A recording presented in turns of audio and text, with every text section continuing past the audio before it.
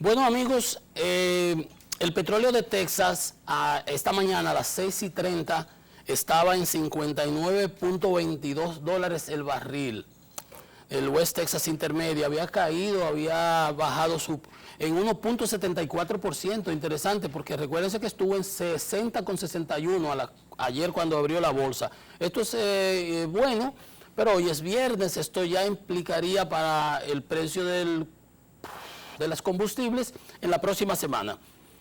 Sin embargo, es interesante la información, 59.22 a esa hora estaba a las 6 de la mañana, y el índice industrial Dow Jones cerró en 31.493 unidades para una caída de menos 0.38, prácticamente nada. Y el oro, como se acuerdan, le había dicho, habían proyecciones que decían que difícilmente sobrepasara los $1.800 la onza Troy. Esta mañana estaba en $1.770 la onza Troy. Bien, ustedes saben que Texas sigue con un gran problema. Entonces, como 2 millones todavía de personas sin electricidad, sin gas, sin calefacción, sin agua potable, las tuberías se explotan, porque cuando congela se expanden las casas que no son, ustedes saben que las casas son de madera y ese tipo de cosas, con problemas de humedad, el agua congelándose, bueno, todo un gran desastre porque va en cascada por los problemas de suministro del gas que hicieron que el sistema eléctrico prácticamente colapsara prácticamente.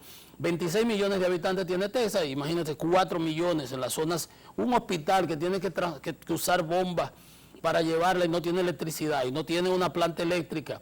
Suerte que tienen súper cantidad de combustible, bueno, el gasoil, lo que fuere. Pero fue el sistema eléctrico que colapsó. Entonces el gobernador de Texas, que se anda dando palos a ciegas, sale ahora prohibiendo que se exporte gas a los otros sitios, que primero se le ofrezca a los generadores de Texas, como que el problema fue ese. El problema fue que se congelaron los gasoductos. El problema fue que las plantas eléctricas no tomaron las previsiones para adecuarse a un invierno que es un inviernito, eso casi como allí, como en Constanza, o en Hondo Valle, por allá, por donde es de Olio, mi amigo. Un inviernito, menos 6 grados. Eso en Boston no tomamos, bebemos café, chocolate, helado en la calle, en Boston. En Harvard Square, eso no es nada. En febrero, en Massachusetts, en Pensilvania, en todos esos sitios, eso no es nada. La gente está acostumbrada, eso no es nada. Pero Texas no tomó las previsiones y se fue el sistema para el carajo. Entonces, bueno, él está haciendo disparatadas ahí. Él no puede hacer eso porque hay en la Constitución señala, le mandó a la Comisión de Ferrocarriles de Texas, que es el regulador de energía para el transporte y todo ese tipo de cosas.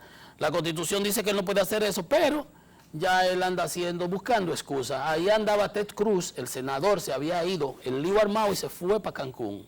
Yo también me hubiera ido, ¿verdad? Qué bueno, pero usted es un funcionario público. Ahí tuvo que volver para atrás. Le han caído encima porque los texanos con J, fuñidos con J, y el tipo se fue, este sinvergüenza. Entonces le han caído encima. Entonces, para que ustedes vean, esto ha afectado la producción de combustible, la producción, el suministro, en todo sentido, Y esas son secuelas de malas decisiones de políticas de los líderes, de los funcionarios. Eso debió haberse tomado previsiones hace tiempo. Entonces ahí están pagándolo ahora con muerte. Miren, les decía que cuando oigo a estos del PLD, del gobierno de Danilo, el gobierno pasado, hablar de la deuda y del endeudamiento, que no tiene ninguna calidad moral, cuando en 8 años cogieron más de 25 mil millones prestados con un petróleo que estaba en 30 y 40 dólares el barril, desde el 13 hasta el 20.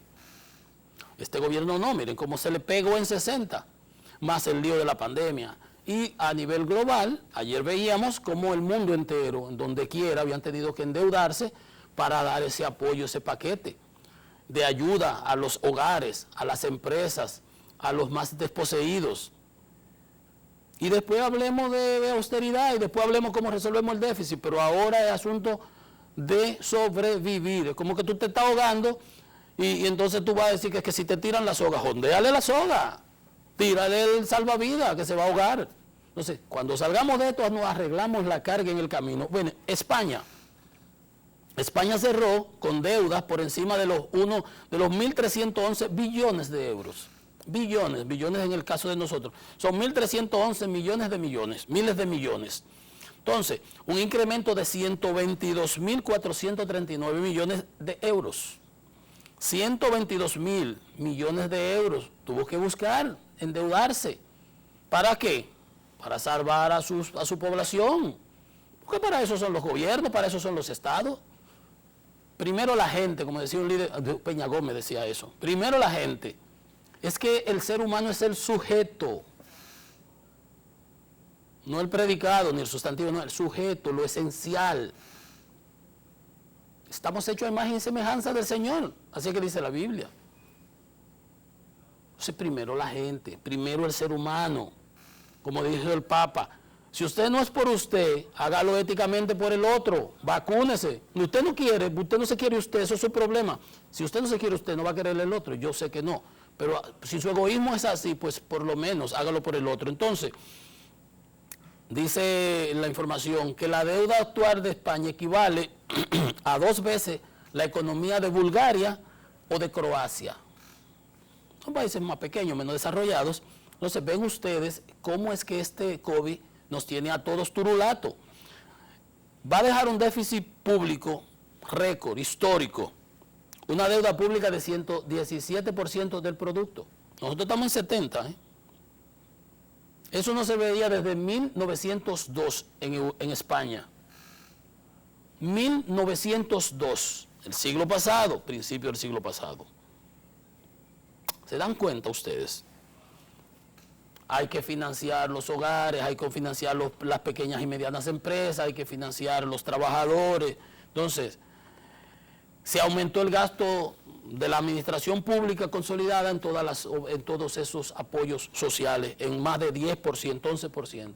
Entonces ustedes ven, cuando estos políticos del patio quieren aprovecharse de esta situación, y yo no digo que si estuviéramos en una situación normal, común y corriente, usted, como yo critico el endeudamiento del gobierno del presidente Danilo Medina. ¿Por qué? Porque fue innecesario. Lo cogían para politiquería, las distribuidoras para hacer política. Ustedes no se recuerdan que cada administrador de cada distribuidora tenía asignado varias provincias.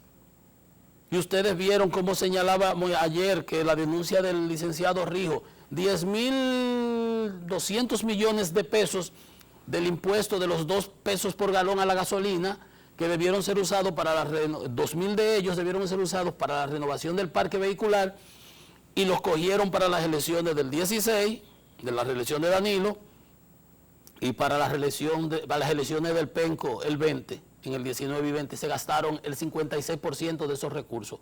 Entonces, en los otros años ni le pusieron, no gastaron 200 millones, 150, 300, cositas, porque era un gobierno que todo lo hacía con fines utilitarios, politiqueros, populistas, para ensalzar la figura de este que nos querían vender con 6.000, 7.000 millones en publicidad, el bocinaje prendido en la radio, los 2 programas que se llamaban billete y billete, miles, que ahí se lo sacan a cada rato. Esa gente facturaba millones para simplemente ni siquiera hacer opinión pública, sino manipulación de la opinión pública, para querer vendernos a este Salvador con los cuartos de nosotros. Y ahora vemos 21.000 millones mal transados, para llamarlo de alguna manera diplomáticamente, en unos pagos que se hicieron en la transición, que tienen al ministro de Hacienda, Donald Guerrero, dando viaje a la Procuraduría y tiene que volver ahora, y del Banco de Reserva, Simón Lizardo, también dando viaje para la Procuraduría, y los 11.500 millones del asfalto del Penco, que en algún momento lo irán a invitar por allá,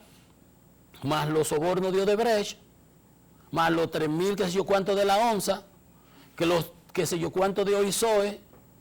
Entonces usted me dice a mí, entonces usted va a venir ahora a querer hacer politiquería, criticando que si el gobierno ha tomado prestado, pero ha tomado prestado por la pandemia, porque todo el mundo lo ha hecho y porque tiene que hacerlo, y esa es su responsabilidad. Ahora, ustedes lo hicieron con un petróleo a 30 y a $40 el barril.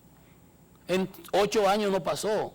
No, lo que se inventaron fue una Catalina, cuando Estados Unidos le había ofrecido gas natural para hacer un proyecto aquí en Manzanillo.